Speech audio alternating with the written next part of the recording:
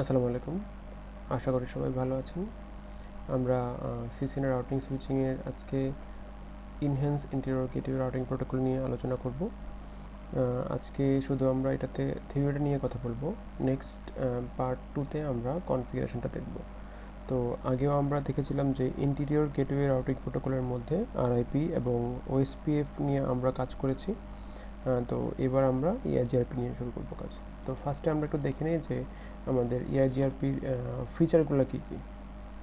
তো ইআইজিআরপি সেম আগের মতোই আমাদের ওএসপিএফে যেরকম ছিল যে সেম অটোনোমাস সিস্টেমে কাজ করবে এবং এটা একটা ইন্টিরিয়র গেটওয়ে প্রোটোকল এবং এটা আরএফসি স্ট্যান্ডার্ড আছে 7868। কিন্তু একটাই প্রবলেম, এটা হলো সিসকোর প্রোপ্রাইটারি, মানে শুধুমাত্র সিসকোর রাউটারের মধ্যেই শুধুমাত্র কাজ করবে, সিসকো রাউটার অথবা সিসকো লেয়ার 3 সুইচের মধ্যে, এবং এটা একটা সিঙ্গেল অটোনোমাস সিস্টেমের মধ্যে কাজ করবে। এবং সবচেয়ে ভালো ফিচার হলো যে এটা ডিস্টেন্স ভেক্টর রাউটিং প্রোটোকল এবং লিঙ্ক স্টেট রাউটিং প্রোটোকল দুইটাই একই সাথে সাপোর্ট করে। মানে এটা হপ কাউন্ট করবে এবং ব্যান্ডউইথের উপর বেস করে কাজ করবে, আরও কয়েকটা ভ্যারিয়েবলসের উপর বেস করে কাজ করে। তো এটা ডায়াক্সট্রা এবং বেলম্যান ফোর্ড দুইটা নিয়েই কাজ করতে পারে একসাথে। তো এটা আনইকুয়াল লোড ব্যালেন্স করতে পারে এবং এটা খুব ফাস্ট কনভার্জেন্স। এটা হলো আমাদের ইআইজিআরপি ফিচার। এবং ইআইজিআরপির কিছু প্যাকেট টাইপ আছে, ওএসপিএফে যেরকম ছিল তো ইআইজিআরপিরও আছে, কিন্তু ইআইজিআরপির যে টিসিপি প্রোটোকল, যেটা টিসিপি থেকে একটা নতুন একটা প্রোটোকল ইউজ করে, নতুন প্রোটোকল না আসলে টিসিপির আন্ডারে আরটিপি ইউজ করে, রিলায়েবল ট্রান্সপোর্ট প্রোটোকল, এবং এটার আন্ডারে hello packet update, acknowledgement, query এবং রিপ্লাই প্যাকেটের মাধ্যমে ওরা ডেটাবেসটাকে ফুলফিল করে। তো ইআইজিআরপির কিছু মেসেজ টাইমিং আছে, যেরকম হ্যালো ইন্টারভেল এবং হোল্ড টাইমার। হ্যালো ইন্টারভেলটা হলো যে একটা নেইবারের সাথে রিলেশনশিপ করার জন্য ও 5 সেকেন্ড পর পর দেখে যে নেইবার অ্যাক্টিভ কিনা। যদি 15 সেকেন্ডস পর্যন্ত যদি নেইবার থেকে কোনো আপডেট, কোনো অ্যাকনোলেজমেন্ট না আসে, তাহলে ও ধরে নেয় যে নেইবার কোনো একটা প্রবলেম অথবা ডাউন অথবা কোনো একটা লিঙ্ক ডাউন হয়ে গেছে। এটা ফ্রেম রিলের জন্য 60 সেকেন্ড এবং 180 সেকেন্ড। এবং আমি বলেছিলাম যে ইআইজিআরপি অনেকগুলো ভ্যারিয়েবল নিয়ে কাজ করে। এখানে আমরা দেখতে পাচ্ছি যে 4টা ভ্যারিয়েবলস নিয়ে কাজ করে। একটা হলো ব্যান্ডউইথ, ডিলে, লোড এবং রিলায়েবিলিটি। তো ডিলে তো আমরা আসবে একটু পরে, আমি একটা চার্ট দিয়ে দিব। গিগাবিট ইথারনেটের জন্য 10 মাইক্রোসেকেন্ড এবং ফাস্ট ইথারনেটের জন্য 10 মাইক্রোসেকেন্ড। মানে ফাস্ট ইথারনেট থেকে হায়ার যত ব্যান্ডউইথ হবে সবগুলোর জন্যই আসলে 10 মাইক্রোসেকেন্ড, এবং ইথারনেটের জন্য 1000 মাইক্রোসেকেন্ড, এবং সিরিয়াল ইন্টারফেসের জন্য 20,000 মাইক্রোসেকেন্ড। তো আমরা এই ছোট্ট টপোলজিটাকে শুধুমাত্র বোঝার জন্য ইউজ করব, এবং লাস্টে আমরা একটা বড় টপোলজি থেকে একটা রাউটিং টেবিল বের করাটা একটু দেখব ওএসপিএফের মতো। তো আমরা এখানে ইআইজিআরপির কিছু প্রসেস আছে। ইআইজিআরপির প্রসেসের মধ্যে আমি এখানে 4টা ভাগে ভাগ করে নিয়েছি প্রসেসটাকে। ইআইজিআরপি আসলে মেইনলি 3টা টেবিল নিয়ে কাজ করে। একটা হলো নেইবার টেবিল, একটা টপোলজি টেবিল এবং একটা রাউটিং টেবিল। তো টপোলজি টেবিলটা তৈরি করতে যে ওরা ইনফরমেশন এক্সচেঞ্জ করে আরটিপির মাধ্যমে, জন্য আমি এক্সট্রা আলাদা একটা পয়েন্ট যোগ করেছি এখানে 2 নাম্বার স্টেপ। যে ফার্স্ট হলো become neighbours, second exchange information through RTP, third creating topology table, fourth choose the best route অথবা রাউটিং টেবিলটা তৈরি করে। তো আমাদের এখানে মাত্র 2টা রাউটার আছে এবং 3টা নেটওয়ার্ক, লেন এ, মাঝখানের নেটওয়ার্কটা, এবং মাঝখানের লিঙ্কের নেটওয়ার্ক এবং ল্যান বি। এবং আপনারা দেখতে পাচ্ছেন যে এখানে কিন্তু আমাদের ল্যানগুলা কানেক্ট আছে হলো সিরিয়াল ইন্টারফেসের মাধ্যমে, এবং 2টা রাউটার কানেক্ট আছে ফাস্ট ইথারনেটের মাধ্যমে। তো বিকাম নেইবার্সের মধ্যে আসলে ওএসপিএফের মতোই যে একটা হ্যালো প্যাকেট পাঠাবে, কিন্তু ওএসপিএফ আসলে নেইবার আইডি পাঠায়, ইআইজিআরপিতে এটা নেই। হ্যালো প্যাকেট পাঠাবে, হ্যালো প্যাকেট যদি পাঠানোর পরে আসলে R2 চেক করবে যে এখানে আমার অটোনোমাস সিস্টেম নাম্বারটা সেম কিনা, কে ভ্যালুটা সেম কিনা, নেটওয়ার্কটা কীরকম অবস্থায় আছে, তারপর নেটওয়ার্কটাকে আমার কাছাকাছির কিনা, মানে আননোন নেটওয়ার্ক তো ডিরেক্টলি নেবে না, ঠিক না, অথেন্টিকেশন আছে কিনা, তো সবগুলো আসলে চেক করবে। চেক করে R2 একটা আবার হ্যালো প্যাকেট পাঠাবে, মানে দুজনই আসলে হ্যালো প্যাকেট পাঠাবে, কিন্তু ওরা আগে দেখে নেবে যে ওদের প্রিরিকুইজিট অথবা ম্যাচ করবে, রিকোয়ারমেন্ট ম্যাচ করবে কিনা। তো এতটুকু হলো আমাদের নেইবার রিলেশনশিপের জন্য।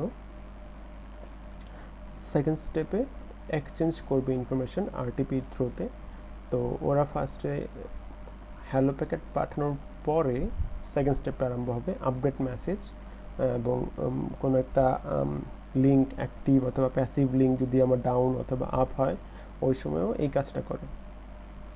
তো আরটিপি প্যাকেট এক্সচেঞ্জ করবে মানে হলো রাউটার নিজের ইনফরমেশনটা আসলে R1 এর কাছে দিবে এবং R1 আবার R2 এর কাছেও দিবে, এবং ওরা যখন রিসিভ করবে তখন অ্যাকনোলেজমেন্ট পাঠানোর মাধ্যমে ওরা বলবে যে হ্যাঁ আমি সাকসেসফুলি তোমার রাউটিং টেবিল অথবা তোমার ইনফরমেশনটা আমি পেয়েছি। আসলে মেইন ইনফরমেশন হলো ওএসপিএফে যেরকম ওরা পুরা নেটওয়ার্কের একটা টেবিল তৈরি করে, ইআইজিআরপিতে এত বড় টেবিল তৈরি করে না। ইআইজিআরপিতে ফার্স্টে জিজ্ঞাসা করে নেক্সট রাউটারকে যে তুমি তোমার নেক্সট রাউটারকে আবার জিজ্ঞাসা করো যে তুমি কতটুকু দূরে আছো, মানে ওরা আসলে নেক্সট রাউটারকে আসলে মেইনলি জিজ্ঞাসা করে। তো আমরা নিচে দেখব কী কাজটা হয় আসলে যখন আমরা আসবে। থার্ড স্টেপটা হলো, সেকেন্ড স্টেপ একটু বাকি আছে। আমাদের এখানে একটা অ্যাক্টিভ স্টেট এবং একটা প্যাসিভ স্টেট আছে। যদি কোনো লিঙ্ক অ্যাক্টিভ স্টেট অথবা প্যাসিভ স্টেটে চলে যায় তাহলে কী হয়, তাহলেও আসলে কোয়েরি করে। আমি যদি এখানে ধরে নিই যে আমাদের R2 থেকে ল্যান বি অ্যাক্টিভ স্টেটে চলে গেছে, তখন আসলে R2 করবে কি R1 এর কাছে একটা কোয়েরি পাঠাবে যে আমার ল্যান বি আসলে ডাউন হয়ে গেছে। আচ্ছা, একটা মেইন ইনফরমেশন, আমি এখানে কিন্তু আসলে অ্যাক্টিভ স্টেটকে বলতেছি ডাউন, ঠিক না? তো আসলে একটু বুঝতে হবে ব্যাপারটা যে এটা অ্যাক্টিভলি ডাউন মানে ফিজিবল সাকসেসর। আমরা আসলে নিচে আসবে এই প্রবলেমগুলো, এগুলো বুঝতে একটু সমস্যা হবে হয়তো বা। তো অ্যাক্টিভলি ডাউনকে আমরা বলতেছি অ্যাক্টিভ স্টেট, আর প্যাসিভ স্টেট মানে এটা কাজ করতেছে, কোনো রাউটিং কোনো সমস্যা। তো আমি নিচে ডেফিনেশন লিখে দিয়েছি দুইটা, তো একটু দেখে নেবেন আপনারা, তাহলে একটু বুঝতে সুবিধা হবে। তো যদি কোনো প্যাসিভ স্টেট এবং অ্যাক্টিভ স্টেটে চলে যায় তাহলেও ওরা কোয়ারি করে জানিয়ে দেবে যে আমার এই লিঙ্কটা ডাউন অথবা ওটা ডাউন হয়ে গেছে অথবা অ্যাক্টিভ হয়ে গেছে। তো ওই সময় আবার এই আপডেট অ্যাকনোলেজমেন্টের মাধ্যমে ওরা ফুল টপোলজিটা আবার তৈরি করে নেবে টেবিলটা। তো আমরা থার্ড স্টেপে চলে যাই। থার্ড স্টেপ হলো টপোলজি টেবিল তৈরি করবে, কিন্তু টপোলজি টেবিল তৈরি করতে যেয়ে আমাদের এখানে কিছু লিঙ্ক কস্ট মেট্রিক তৈরি করতে হবে, এবং ইআইজিআরপির একটা কস্ট মেট্রিক তৈরির ইকুয়েশন আছে। আপনারা দেখতে পাচ্ছেন যে একটা বিশাল ইকুয়েশন, এবং এখানে কিছু কে ভ্যালু দেওয়া আছে, কে 1 2 3 4 5, এবং কে ভ্যালুগুলো আসলে বেস করে কিছু নাম্বারের উপর, এবং এটার উপর বেস করে আসলে আমরা কোন ভ্যালুটা কোন ভ্যারিয়েবলসের উপরে আসলে বেস করে আমি আমার নেটওয়ার্কের ইআইজিআরপিটা ইমপ্লিমেন্ট করব। কারণ আমি যদি এখানে অনেক কোম্পানি দেখা যায় যে শুধুমাত্র ব্যান্ডউইথ অথবা ডিলের উপর বেস করে কাজ করবে, এবং ডিফল্ট কে ভ্যালুতে কিন্তু আসলে ব্যান্ডউইথ এবং ডিলেই দেওয়া আছে, কারণ 1 1 দেওয়া আছে। 1 থাকলে শুধুমাত্র কাজ করবে, 0 থাকলে কাজ করবে না। 0 থাকলে তো 0 হয়ে যাবে পুরোটা।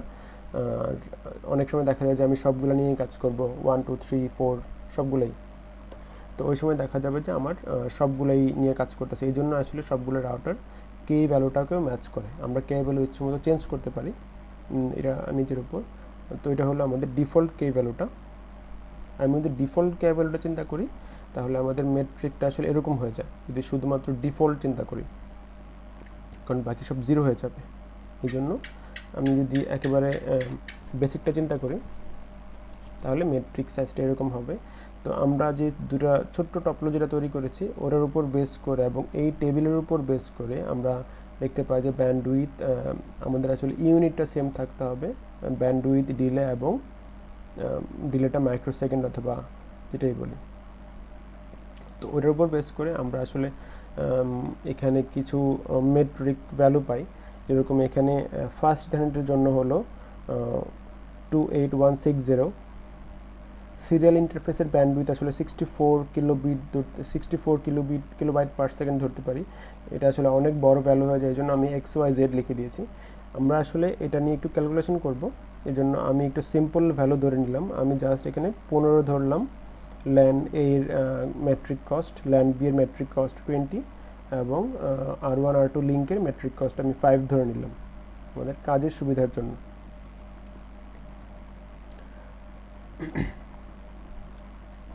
তাহলে আমরা এখানে আসলে একটা টপোলজি টেবিল তৈরি করতে পারি, কারণ টপোলজি টেবিল তৈরি করতে গেলে আমাদের কস্ট মেট্রিক ক্যালকুলেশন করতে হবে। আমরা কস্ট মেট্রিক ক্যালকুলেশন করে আমরা কিছু কস্ট বের করে নিয়েছি এখানে মেট্রিক ভ্যালু। তো আমরা এখানে টপোলজিটা ফিল আপ করে নিব। তো আপনারা এখানে দেখতে পাচ্ছেন যে নেটওয়ার্ক ইন্টারফেস কোনটা হবে, এবং এফডি এবং এডি লেখা আছে। এফডি এবং এডি জিনিসটা কি? এটা হলো ফিজিবল ডিস্টেন্স এবং অ্যাডভার্টাইজমেন্ট ডিস্টেন্স। তো আমি ফার্স্টে একটু ইয়াতে যাই, ডেফিনেশনে যাই। ফিজিবল ডিস্টেন্স অথবা অ্যাডভার্টাইজমেন্ট ডিস্টেন্সটা হলো এরকম, যে আমি নর্মালি বুঝিয়ে দিই, ডেফিনেশনে না যাই। অ্যাডভার্টাইজমেন্ট ডিস্টেন্সটা হলো যে R1 যখন R2কে জিজ্ঞাসা করবে যে R1 আসলে R2কে যখন জিজ্ঞাসা করবে যে ল্যান বি এর ম্যাট্রিক ভ্যালু কত, R2 থেকে যেই ভ্যালুটা দিবে R1কে, ওইটা হলো অ্যাডভার্টাইজমেন্ট ডিস্টেন্স অথবা এডি অথবা রিপোর্টেড ডিস্টেন্স বলতে পারি। মানে R1 এর কাছে ল্যান বি এর অ্যাডভার্টাইজমেন্ট ডিস্টেন্স হলো 20।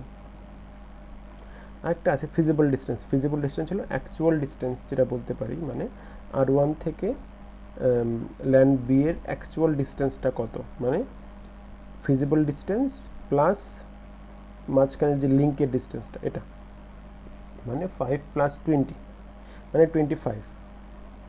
তো এটা হলো আমাদের ফিজিবল ডিস্টেন্স এবং রিপোর্টেড ডিস্টেন্স অথবা অ্যাডভার্টাইজমেন্ট ডিস্টেন্স বলতে পারি। তো আমাদের টপোলজি টেবিলটা আমরা এরকমভাবে ধরতে পারি। ল্যান R1 এর জন্য ল্যান এর ফিজিবল ডিস্টেন্স তো হলো 15, কারণ এখানে মানে অ্যাডভার্টাইজ ডিস্টেন্স তো নাই। মাঝখানে লিঙ্কের জন্য 5। ল্যান বি এর জন্য যদি আমরা বের করি F0/0 তো বলতে পারি আমরা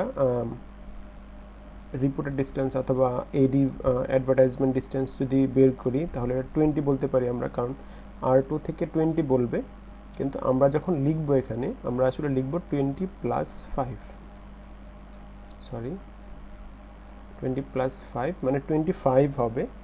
এবং এখানে যদি হয় F0/0, এটা আসলে হবে 15 + 5 20 এবং এটা হবে 15। এটা আসলে বুঝতে পারছি মনে হয় আমরা সবাই, কারণ আমরা এফডি এবং এডি ভ্যালুটা আসলে বের করাটা অনেক জরুরি। অনেক সময় এক্সামে আসে, ভেন্ডর এক্সামের মধ্যে, যে আমাদের যদি এরকম দেওয়া থাকে, আসলে টেবিলের মধ্যে থাকে না, টেক্সট ফাইলের মধ্যে থাকে, যে এখান থেকে আমাদের কোনটা বেস্ট পাথ হবে ওটা বের করাটা আসলে সুবিধা হয়। এই টপোলজি টেবিলটা যদি বের হয়ে যায়, আমরা আসলে বেস্ট পাথ বের করাটা অনেক ইজি হয়ে যায়। তো আমরা বেস্ট পাথে যাই। থার্ড স্টেপে যাই আমরা এফডির উপর বেস করে আমরা দুটো জিনিস বের করব, সাকসেসর এবং ফিজিবল সাকসেসর। সাকসেসরটা হলো আমাদের আসলে রাউটিং টেবিলের মধ্যে যে রুটটা অ্যাড হবে ওইটা, আর ফিজিবল সাকসেসর হলো যে ওই রুটটা যদি ডাউন হয়ে যায় তাহলে সেকেন্ড যে রুটটা হবে ওইটা।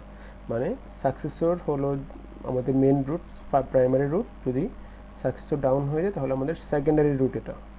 মানে ওরা আসলে দুটা লোড রেডি করে রাখে, মানে লিঙ্ক রেডি করে রাখে, যে যদি একটা ডাউন হয় আর একটা কী হবে। তো আমার কাছে একটা টপোলজি আছে, ওই টপোলজিটা আমরা একটু দেখি। আমি এখানে বললাম যে R1 থেকে R2তে যাবে, তো এখানে আমি রাউটিং টেবিলের বেস্ট রুটটা কীভাবে বের করব। আমরা এখানে এফডি সবগুলো বের করে নিয়েছি, ফিজিবল ডিস্টেন্স ডিরেক্ট বের করে ফেলছি। আমরা এখানে আর করি নাই, এইডি বের করি নাই সরাসরি। তো ফিজিবল ডিস্টেন্স যখন আমাদের এখানে আসে, আসলে মেট্রিক ভ্যালু এটা 5, তো এখান থেকে আমরা বের করে ফেলতে পারি R1 থেকে R2তে যাওয়ার রুট কয়টা। আসলে 4টা রুট, R1 থেকে R2 directly, R1 R3 R2, R1 R4 R2, R1 R3 R4 R2। তো এখানে আমরা দেখতে পাচ্ছেন যে বিভিন্ন রুটের কস্ট দেওয়া আছে। তো আমরা আসলে কস্ট সবগুলা বের করে যোগ করে ফেলেছি, এবং যেটার কস্ট সবচেয়ে কম ওইটা আসলে আমাদের রাউটিং টেবিলের মধ্যে যায় অ্যাড হবে, এবং যেটার কস্ট ওইটার থেকে একটু কম, মানে ওটার থেকে ছোট কিন্তু অন্যগুলোর থেকে আবার অন্যগুলো আবার এটা থেকে বড়, মানে আমাদের ফিজিবল সাকসেসরের কাছাকাছি যেই বড় মানটা থাকবে, বড় এম ভ্যালুটা থাকবে, ওটাই হবে আমাদের ফিজিবল সাকসেসর।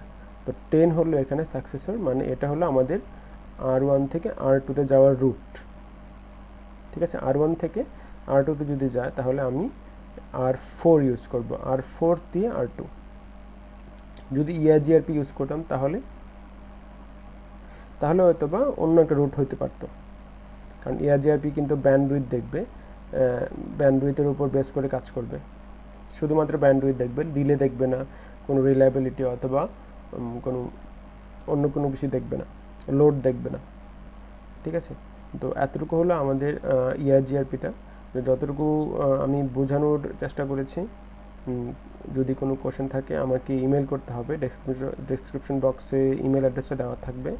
তো যদি কোনো বুঝতে সমস্যা হয় আমাকে অবশ্যই জানাতে হবে কী ধরনের প্রবলেম, তাহলে আমি বুঝতে সুবিধা হবে। ঠিক আছে, সবাই ভালো থাকবেন।